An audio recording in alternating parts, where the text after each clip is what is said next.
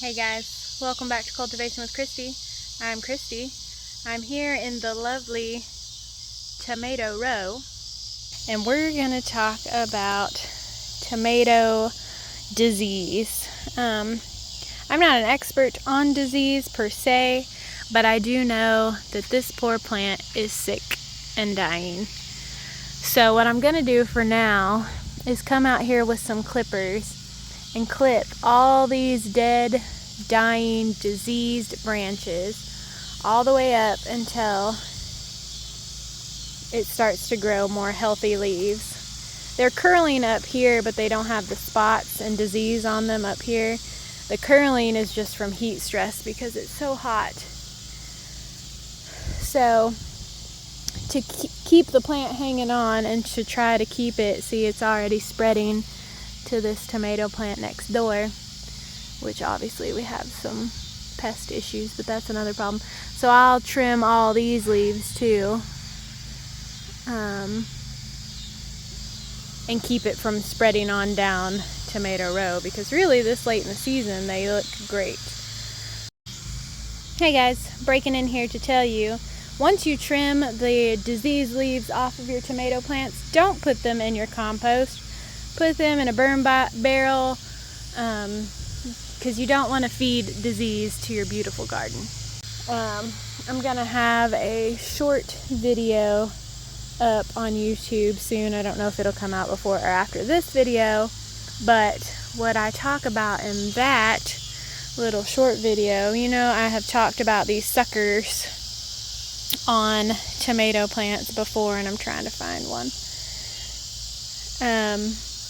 But what you can do is clip a sucker off, a good decent sized sucker. And I did pretty good about, trimming these this year. Let me walk around, because I think that one's a sucker.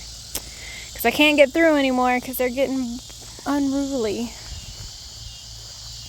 Like, look at this. It fell over from the storm. It's just leaned. Look how big that stem is. Pretty marigolds, almost as tall as I am.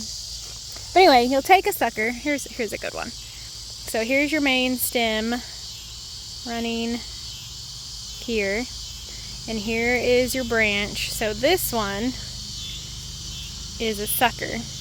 And what you do, ideally, but I didn't bring out my clippers, is cut the sucker off. Okay, we'll leave that. I'll get clippers. And put your sucker in some water. And after a few days, you will have brand new plants ready to go in the ground. You'll have the starts, and you can plant them with the tums or without. So when inevitably your first round of planting of the tomatoes die back, we still have 100 days of growing season where I am, so that's plenty enough time to get a harvest before the first frost, depending on your tomato variety. Like those big beef eaters, those probably won't mature before the frost, but some of the other ones, definitely the cherries, maybe the better boys, those will all mature before my frost. So to keep in production of tomatoes for your sauces and your pastes and your salsas and all of the goodness, go ahead and start your second plant. Thanks for hanging out, guys. Until next time.